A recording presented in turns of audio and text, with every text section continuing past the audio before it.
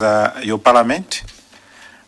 You're free to respond to any question. The question that you feel they're not part of or they will not add to the submission, would like to ask you even not to attend. It's within your rights.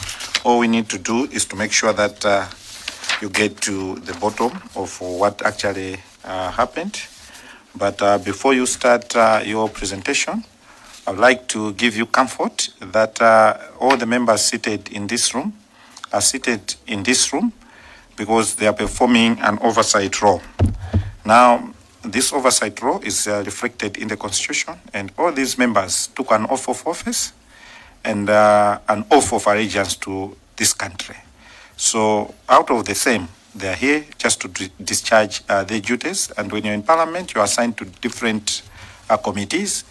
Now, they were assigned to this committee, Public Accounts, and the Public Accounts has several powers, and in pursuant to Standing Order 151, or the Public Accounts Committee, like any other committees of the House, Public Accounts Committee has several powers, and I'll just read to controlling officer. 1, to summon or subpoena any person to attend and give evidence before a committee at a stated time and place. In this case, you were given a letter, the communication got to you stating that you're supposed to appear before Parliament.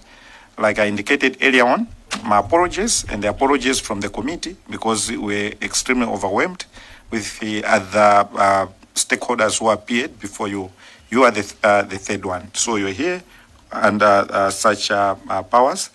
And the other one, for the sake of this engagement tonight, to require any person to disclose and produce to the committee any papers